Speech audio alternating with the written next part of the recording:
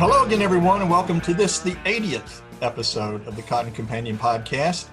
Since we last joined you, this year's weather woes have certainly continued with two out-of-nowhere storms, both Hurricane Sally and Tropical Storm Beta. Both have been big rainmakers, especially Sally, that, as we understand, has brought some real hurt to some of the fields and farms around the Florida Panhandle and South Alabama and parts of South Georgia. I'm Jim Steadman, Senior Editor of Cotton Grower. And as always, I'm joined by Cotton Grower editor Frank Giles. Frank, in our last podcast, we did talk about weather and hurricane tracking with Mike Boylan of Mike's Weather Page. And in that discussion, even he didn't see these last two storms coming. Yes, it's been a crazy year. I just saw a post from Mike a little bit earlier today, and he said the last time that there have been 9 named storms to hit the lower 48 U.S. states was in 1916. So it's been a busy year.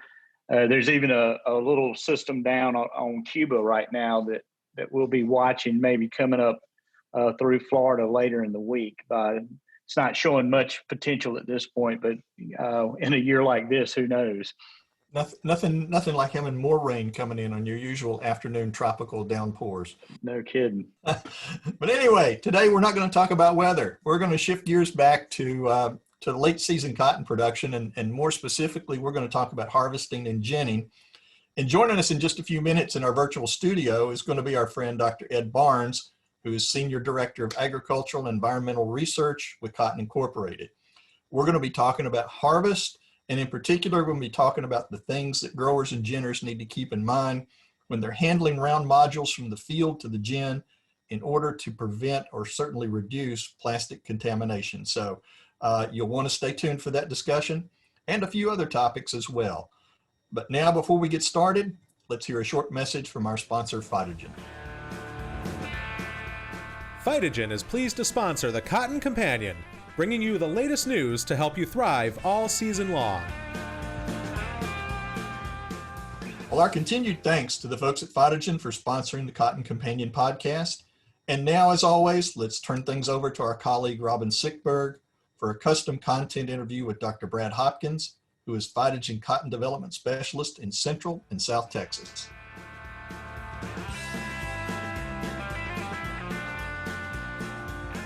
Hello, I'm Robin Sittberg, Custom Content Editor for Meister Media Worldwide, publisher of Cotton Grower Magazine.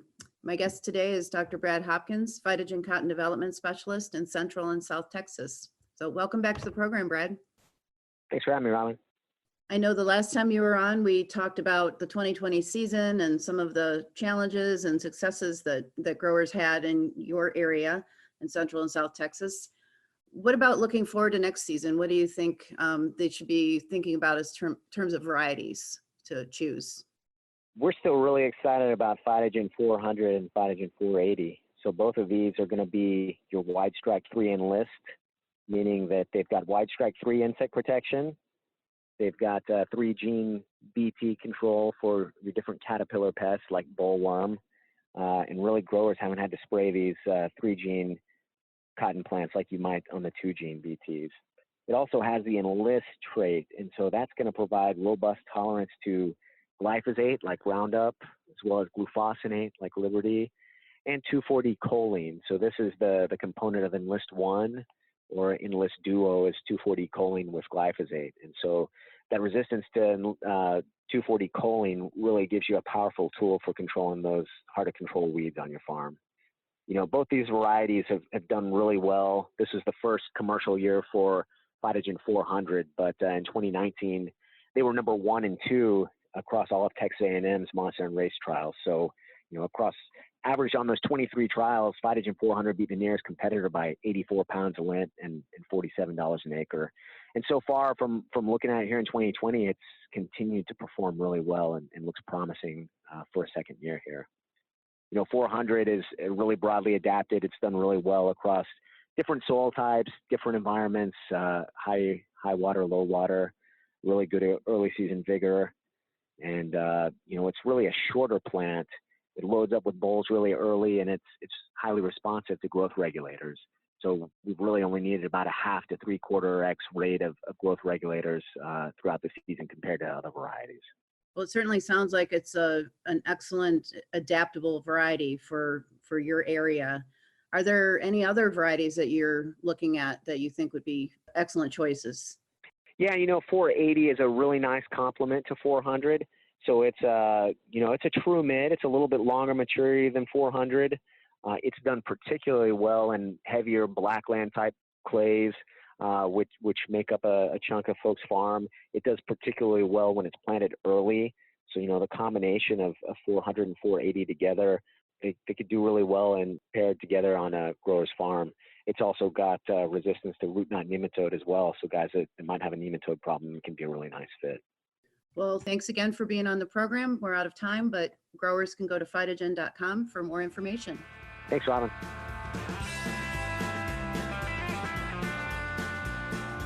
Thanks, Robin, and thank you, Brad, for that interview segment. Before we bring Ed Barnes into the virtual studios, we've got a couple items we want to touch here briefly. First up is the U.S. Cotton Trust Protocol will be conducting a number of live webinars from late September through December. These events will let ginners and growers know why they should participate in the program. Webinars for ginners and cooperatives come up first. There's one on September 22nd, which will have come and gone by the time you hear this, but there'll be other opportunities on the 23rd of September, the 24th and 25th of September. The sessions for cotton producers are scheduled September 29th and 30th, and there will be sessions in October 1st, 6th, 7th, 8th, 13th, 14th, and 15th, and one in November on November 12th, and one in December on December 10th. So our cotton producers have ample opportunity to learn more about the Trust Protocol. All of these sessions will begin at 8 a.m. Central Time, and that's for the ginner webinars as well as the grower webinars. You can learn more about these events and sign up at the trustuscotton.org. You can search cottongrower.com for the U.S. Trust Protocol to learn more as well.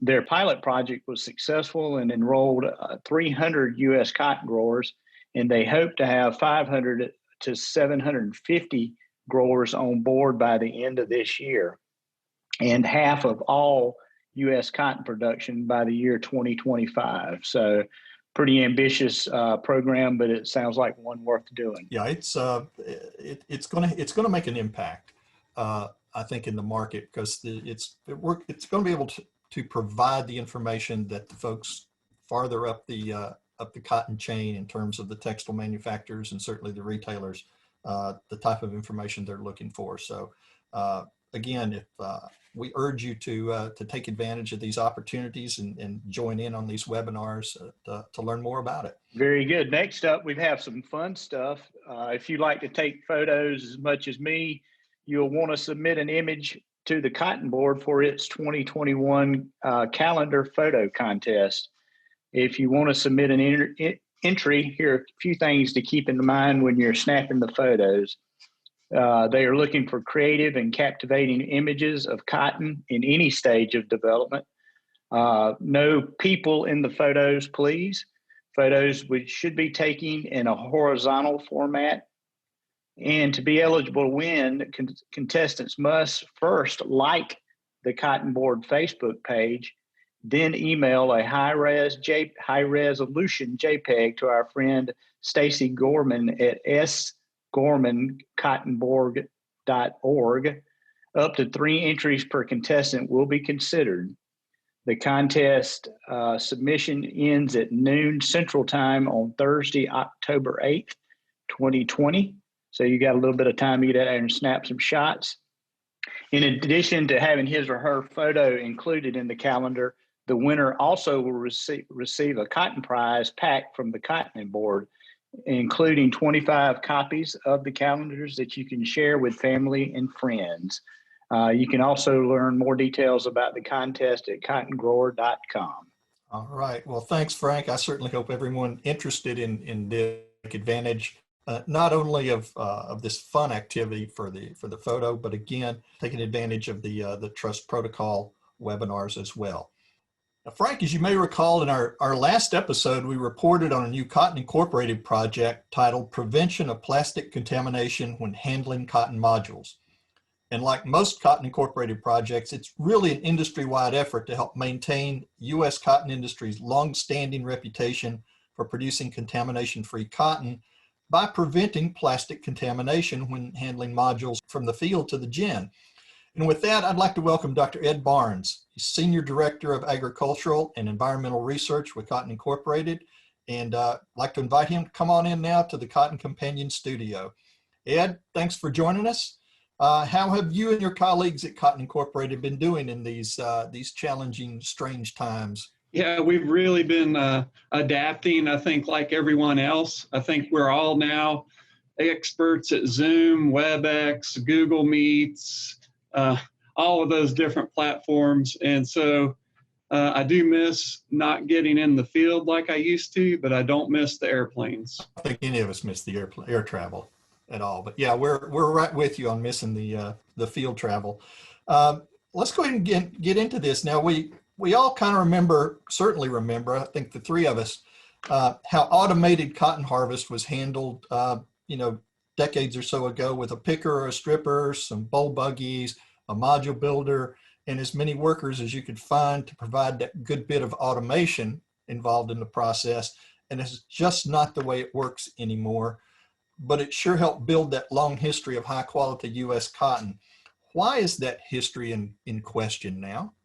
Well, that is an important question. One thing I want to start out by saying, and the National Cotton Council just hosted a meeting last week where they did a survey with Cotton Council International of textile mills' perceptions of contamination in the world's cotton. And so the good news is we're just behind Australia in perception of contamination-free cotton. And it's because of that reputation, people have very high expectations of U.S. cotton. And so what we've seen happen in the last 3 or 4 years, as we've moved to these new harvesters that, make the round modules and wrap it in a plastic wrap, is that plastic is getting in to the gin and it's making it into the bale. And so we've gotten a really strong reaction from our customers because of that. They're used to seeing contamination-free cotton. And when there's some plastic showing up, that's really got their attention. Well, let's look at some of the things in this report. We realize the problem with the plastic and what steps are growers and ginners taking to help solve those issues, and what was sort of the purpose behind the report to as a reminder or new recommendations? Sure. So we have seen, and that's one of the things that's been a little frustrating, is we've collaborated a lot with the National Cotton Council, the National Cotton Ginners, and really trying to educate the industry about the potential for plastic contamination and what can be done to prevent it. And, early on we go into a gin and you look at that gin and they're doing everything right. They have a custom opener for the module so that they're cutting at the right place. They can see what they're doing. They've got crews carefully removing the plastic. And even some of those gins have gotten plastic calls. And so we step back and say, how is this happening? And so part of the emphasis for the project that this report talks about was, let's go back upstream and see if we can trace any problems between the field and the gin that could be contributing to this plastic contamination. And so the idea was to put some cameras on the loaders that are handling these modules, and especially so we could see the bottom of the module. One of the things we were concerned about is most of the cotton belt were pretty flat, and when these modules go down, the bottom stays the bottom. And so we don't really get a good look at that until it gets it may not even get a good look at it on the module feeder. So one of the objectives here was to get a look at the bottom of that module as well. I'm assuming that involved a lot of GoPro cameras and other activities. Putting cameras in places you normally don't put cameras. That's right. And so it turns out those GoPros are pretty robust. That's definitely we've got 3 important collaborators on this project. They're really doing all the work. One is here in North Carolina at NC State, Jason Ward, an ag engineer, and he kind of started some of this, putting a GoPro on one of the handlers in the field. And one of the challenges of this project on doing the field data, the guy that's actually staging modules in the field, is they know there's a camera on their loader. So that's kind of, so we kind of know we're getting best behavior. And probably all these situations where, some of the people that are willing to participate in this are going to be the most conscientious because they want to solve this problem. Even then, we still saw a few things, that could be done better, and probably even more useful, or where we're not going to be looking at the best players, is when we have the cameras at the gin yard. So we put them also on the handlers at the gin yard. And so, we can at least see what's happened between the field and when it got to the gin. What kind of damage are we seeing there? And so in that case, Bobby Harden at Texas A&M and John Wanura and Matthew Pelletier with the USDA Gin Lab in Lubbock, Texas, have helped in working with some commercial gins where we put cameras on the handlers in their gin yard. And now that was really a way to get our sample size up, because now instead of doing maybe a couple hundred modules in a producer's field, we're doing a couple thousand modules on the gin yard. And that's where we started feeling like we're seeing some things that we could talk about. You had mentioned vision or camera vision. Before the shutdown, I had the opportunity to visit with Kent Fountain, who is currently serving as the chairman of the Cotton Council, but also a ginner in Georgia. I know he has been working with a prototype technology that can identify the plastic in the cotton during the ginning process and kick that out. Are you familiar with that system and any progress it's making? Sure. No, that is a system that actually was a joint project here at Cotton Incorporated with the Lubbock Gin Lab and our fiber competition division. Vicki Martin also helped fund that project. And so it was really Matthew Pelletier and then some people at the New Mexico Gin Lab as well had this idea of, hey, could we put a camera at the feeder apron on a gin stand? So if those of you familiar with a gin, that's one place where the cotton's all spread out and you can get a good look at it. It's not stacked on top of, all clumped together. And so Matthew came up with a way to use some inexpensive cameras and actually using some machine vision technology, mainly based on color, but that could operate and then trigger a solenoid. And when it saw plastic on the feeder apron, actually blow that cotton onto the floor of the gin stand. And they had a lot of success with that, and so much so that a private company called Bratney they kind of do detection of like bad nuts and things like that. Worked with and then partnered with Lummus, who of course is a major gin company. And so now they have a commercial system, they call it the Viper. And so that is available now for gins, that are interested. They can purchase that put it on the feeder apron, and then it will actually blow off any plastic that's detected. So that's an exciting, new tool that's really just available this year. Yeah. Any indication on acceptance of that? I'm guessing that a lot of these new large mega gins would be jumping all over that to add to the systems. Yeah, I don't know. They did, like you said, Kent Fountain has done some tests and has performed very well. And so we'll see how it goes from there. I don't know the exact pricing on that. There's a lot of different things that have to go into that equation for a gin.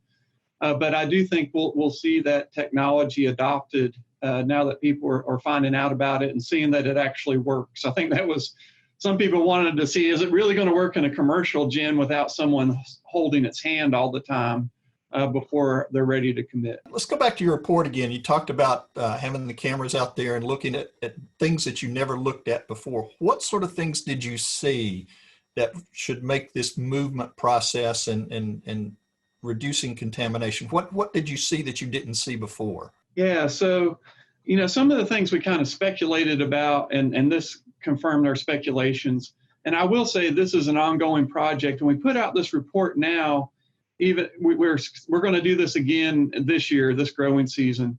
But we wanted to get out our early findings now, or, early results, because it is such an issue. But some things we saw that maybe weren't surprising, but just want to reinforce, when these things, if you set these modules down on regular cotton stalks, we haven't seen a big problem there. But if you've already harvested the field next door and you've shredded those stalks, and you set these down on shredded cotton stalks, they will puncture the bottom of the plastic. And that's a concern, 2 reasons. One, now you used to have this layer protecting it from moisture, and you don't have that anymore. And then secondly, because it's a puncture, you've pushed the plastic up into the cotton. And so no matter what the gin does, it's going to be very difficult from them to get those little pieces of plastic that could be pushed in. Again, and this is, again, the advantage of being able to see the bottom of the module. And another thing we've seen is damage from when people are using standard module trucks. And one of the things the industry's been very good about adopting, I think most of the module trucks I've seen now have adapted the chains in the bed of the truck, so they're not as aggressive. And John Deere has some good specifications out there on how to change those chains out. But another thing people started realizing, some of these trucks are set so that the chain is slightly faster than the truck when it's backing up, to be a little more aggressive on a traditional module. And so some trucks, someone can actually adjust that so that the chains are in perfect sync with the module. And so we've seen some tearing occurring even when the chains have been changed, just because those chains are running a little faster. So those are things we've seen from, coming out of the field. And then another thing we've seen, and this is really, it happens both at the gin and in the field when you're staging modules. People get in a hurry. Obviously, harvest is a very intense time, especially if there's a hurricane on the horizon. And so people, maybe start to turn too quickly. And so especially with the more traditional forks where you're picking it up from the bottom, you've got forks that are almost 8 feet long. And so you need to back up quite a ways before you're free of that module. And we've seen sometimes people get in a hurry, they turn too soon, they clip the edge of that cover. And now we've set up, at that time, it may not look that bad, but then what happens is that allows that cover to kind of start to roll up. It exposes the cotton, and then it also kind of gets that plastic all messed up. So that's another thing that we've seen. And then finally, kind of another major thing we saw was if people are loading on the flatbeds, so a traditional semi, sometimes they slide them across the bed. And so there's 2 things going on. It's not good to slide that plastic along the ground no matter what. And then often there's going to be a loose screw somewhere that's going to catch the plastic and tear it as they push it. So those are some things that were, maybe not surprising, but we did see pretty consistently, and we really want people to, to think about, because this is, as I said earlier, the industry, the textile mills, our customers are aware of this. They're now looking for it. And there's some pretty significant discounts to your cotton if it gets a plastic call. Now, I know you mentioned the National Cotton Council in their video series that's out there on YouTube, and I think that's been available for almost a year now. Right. No, and your report, I'm guessing, is very complementary to that series.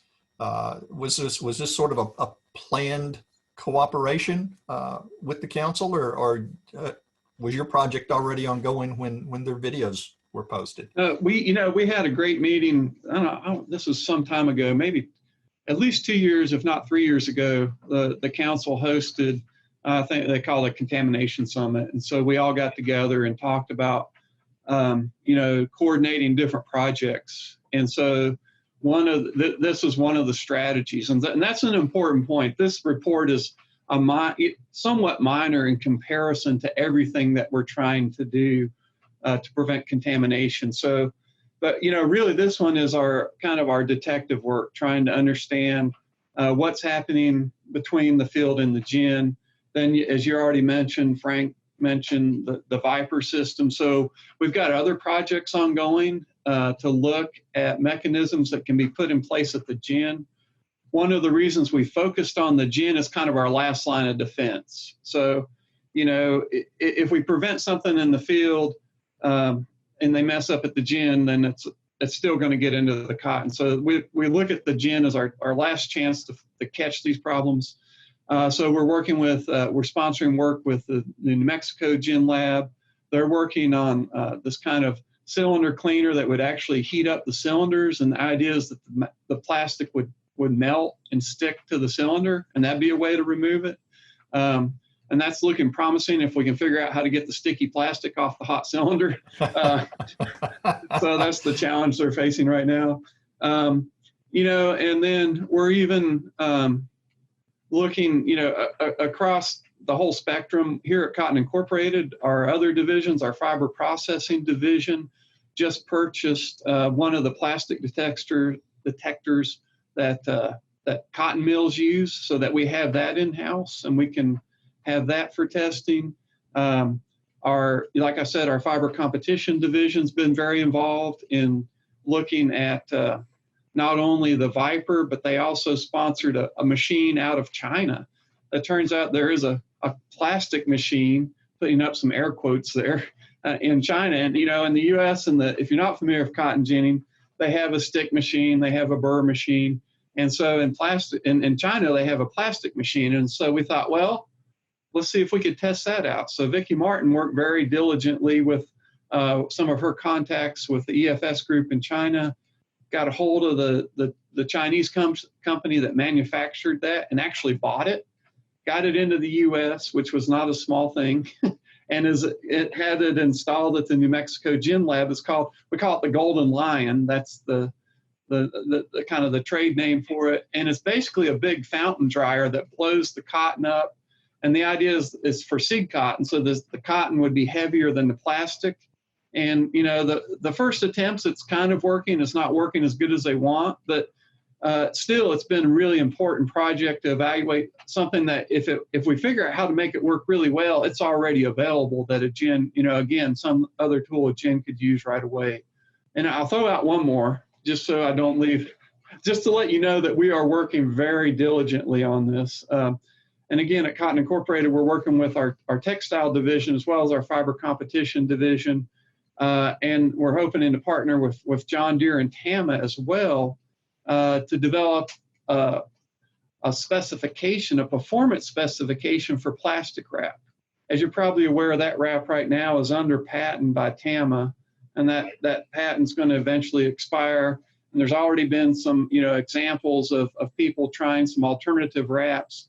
And what we really want to do is define what is the minimum criteria, not how to make the wrap, but what's the minimum criteria that puncture resistance or tear resistance that wrap needs to have before it should really be used in our cotton production system. And so we're doing testing on that as well. So that should come forward pretty quickly. Yeah, no question.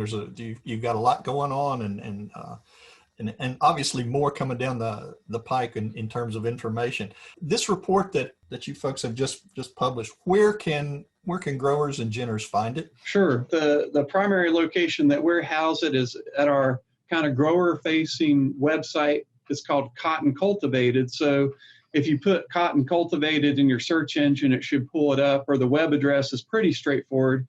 It's cottoncultivated.cottoninc.com.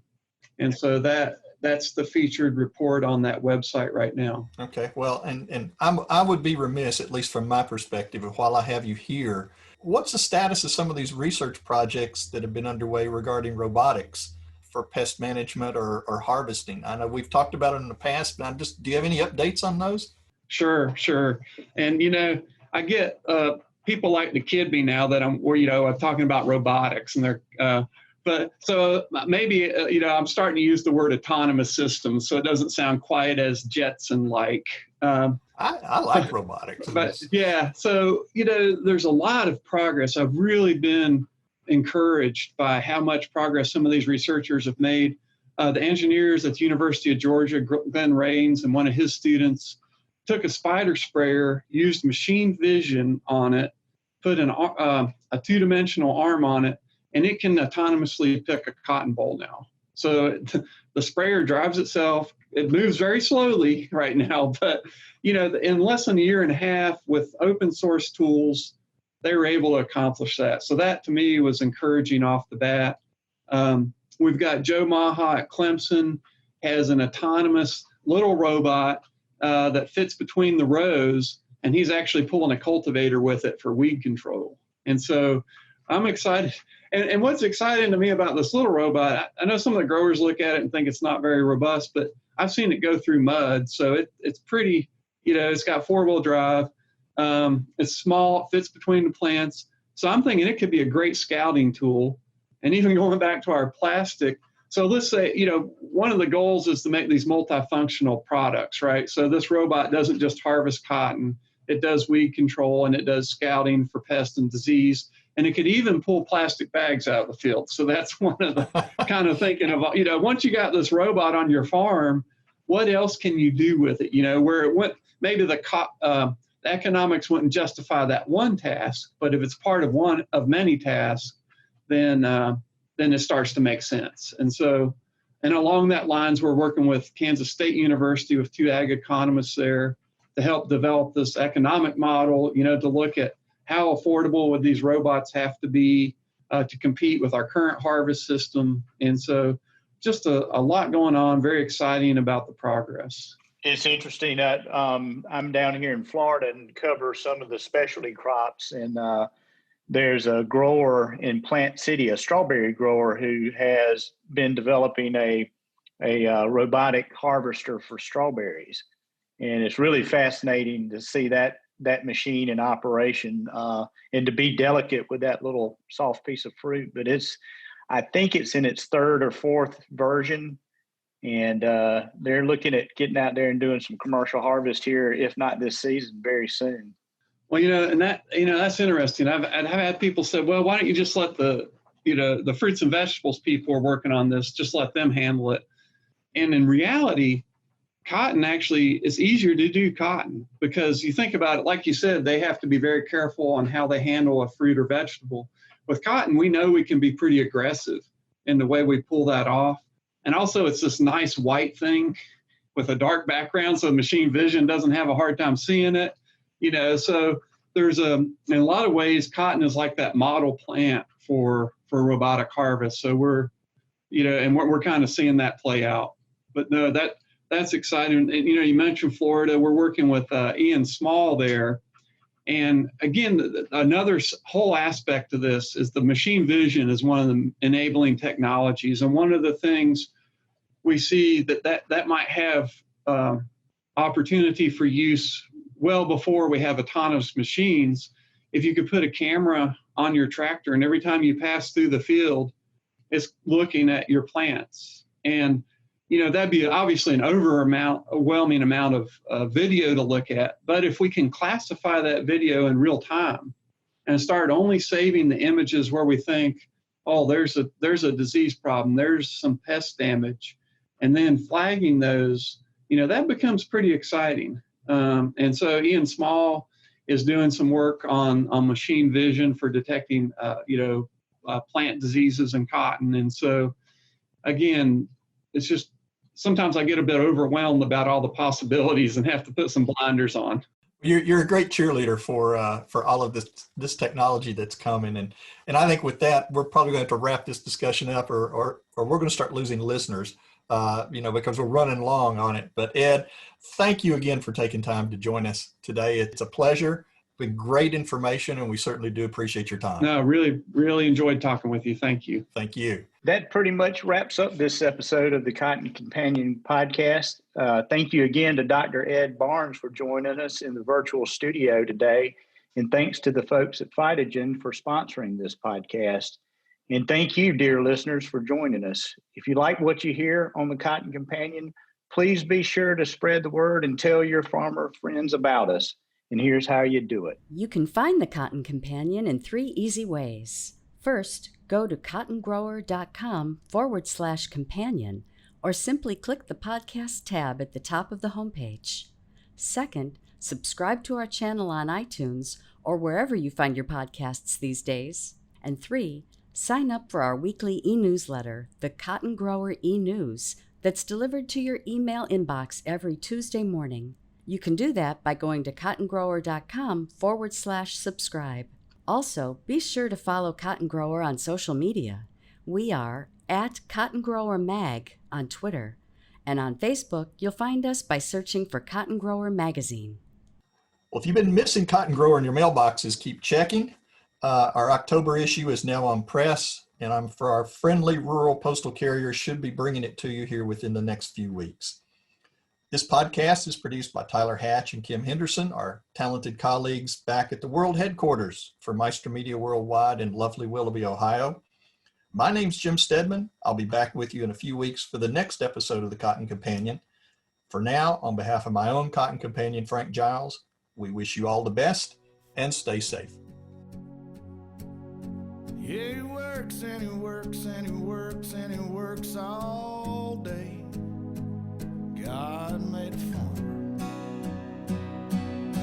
Yeah, he works and he works and he works and he works and he works all day. God made a farmer. Phytogen thanks you for listening to this edition of the Cotton Companion. To learn how you can thrive with Phytogen, go to phytogen.com.